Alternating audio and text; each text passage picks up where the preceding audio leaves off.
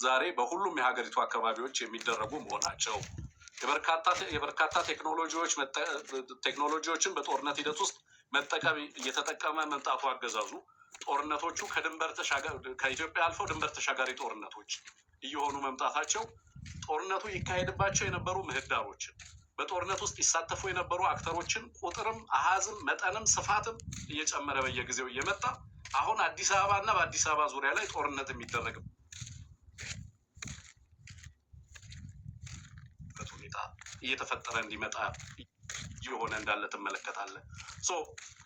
ይሄ ጦርነት በኢትዮጵያ ውስጥ ብቻ ደግሞ አይደለም የተወሰነው ከሌሎች ሀገራት ጦርነት በተለይ ቀጠናው ላይ ካሉ ጦርነቶች ጋር ኮንቨርጅ እያደረገ እንደሄደም እየተመለከትን ያለ ነው እና አጠቃላይ በብዙ ቀውሶች ውስጥ ሄዲ በአንድ ቀውስ ብቻ የሚገለጥ ሳይሆን ድርብርብ ቀውሶች የሚባል አይነት ሁኔታ ውስጥ ሀገሪቱ እንዳለች የሚያሳይ እንደሆነ ለማንሳት ነው። ባጭሩ እንግዲህ ሰዓቴን በአግባቡ ከተጠቀምኩ አለው። በአግባቡ ነው የተጠቀምከው።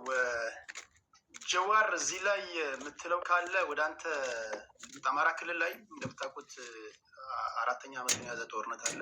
እንደው በአንተ ትንታኔ ምንድን ነው ምክንያቱ? አጠቃላይ ነባራዊ ሁኔታውን አንተ እንዴት ነው የምትገመግመው? ከዛ ወደ ራጅ ይመጣሉ።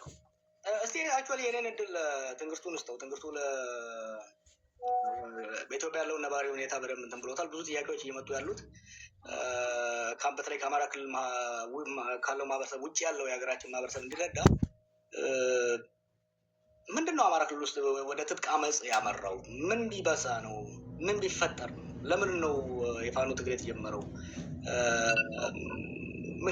ምክንያቱ ምንድን ነው? ዋት ዘ ኮዝ ፎር ዘ አፕራይዚንግ? አሁን ደግሞ የክልሉ ሁኔታ ኦፍኮርስ ከሌላው የኢትዮጵያ ክልሎች ጋር የሚጋራው ብዙ ነገሮች አሉ።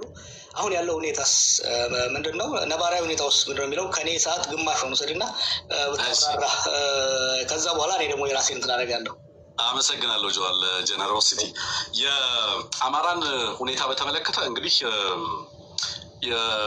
በመሰረቱ ባለፉት የ60 ዓመታት የኢትዮጵያ ፖለቲካል ፕሮጀክት ከዛ ጋር ተያይዞ በጣም በርካታ ቅሬታዎች የነበሩ ቢሆንም በተለይ ከ1983 ጀምሮ ደግሞ አማራን እንደ ፖለቲካል ማህበረሰብ ኮምፕሊትሊ ብትሬይ ያደረገ የፖለቲካል ፓክት ነው ኢትዮጵያ ውስጥ የነበረው ነው። ያለፉት 30+ ይርስ ኢትዮጵያ ውስጥ ያለው የፖለቲካ ሁኔታ አማራን እንደ ፖለቲካል ሶሳይቲ የሚመለከት ያልነበረ፣ የአማራ ህዝብ የነበረው ሚና አንዳንድ ማህበረሰብ እንደ ካልቸራል ግሩፕ እንጂ እንደ ፖለቲካል ሶሳይቲ ወይንም የፖለቲካ ቡድን ይቆጠርና መብቶቹን ጥቅሙን ሊያረጋግጥ የሚችልባቸው አውዶች ያልነበሩ መሆኑን በትክክል እንመለከታለን።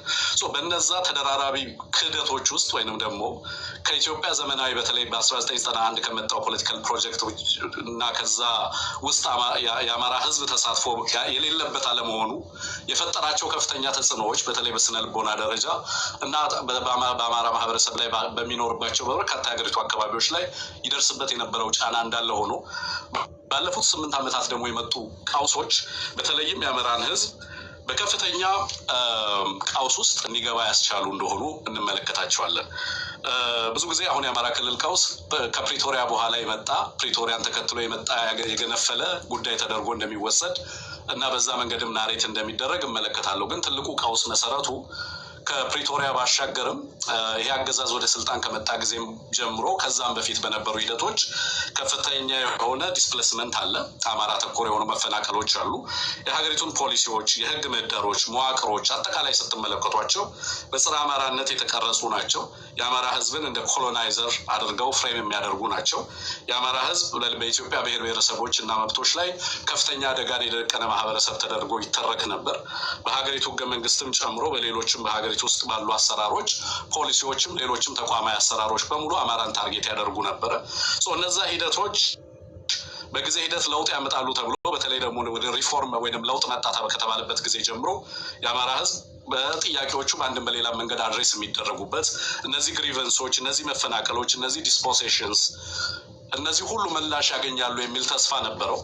በሂደት ግን የሆነው ነገር ምንድነው? ጦርነት ነው የመጣው። ከፍተኛ መፈናቀል ብቻ አይደለም፣ ከፍተኛ ማህበራዊና ፖለቲካዊ ጫናዎች ይደርሱ ነበር በማህበረሰቡ ላይ። ከዛ በቀጥታ የጦርነት ቪክቲም ሆነ። ቪክቲም ሲሆን እንደምታውቁት ራሱን ማህበረሰቡ እንዲከላከል አስገዳጅ የሆነ ሁኔታ ነበር የመጣበት። ሀገረ መንግስቱ ጭምር ራስን እንድትከላከል እያለ ማህበረሰቡን ለመቀስቀስ የተገደደበት ሁኔታ ነበር የነበረው። በዛ ሂደት ውስጥ የጦርነት ቪክቲም ሆኖ ነው ፕሪቶሪያ የመጣው። በጦርነት ቪክቲም ሁድ ውስጥ የነበረ ማህበረሰብ፣ ከፍተኛ የሆነ ትሮማ ውስጥ ያለ ማህበረሰብ፣ ኢኮኖሚካሊ ፖለቲካሊ እና በጦርነቱ የደረሰበት ሰፊ ጉዳት ባለበት ሂደት ውስጥ እንደገና በአገዛዙ ኢሚዲየትሊ ትርክቱ ተገልብጦ የሰላም ስፖይለር ወይንም ፒስ ስፖይለር እየተባለ ይከሰስ የነበረ ማህበረሰብ ነው። በትግራይና በፌዴራል መንግስቱ መካከል በነበረው ስምምነት አማራ ኮረፈ እያለ ነበር ናሬት ሊያደርግ የሚሞክር የነበረው አገዛዙ። አክቹሊ አማራ ህዝብ ግን ቪክቲም ነበር በሰዓቱ። ከፍተኛ ሀብት ንብረት፣ የሰው ብረት፣ ሰብአዊ ጉዳት ያስተናገደ ማህበረሰብ ነበር የነበረው።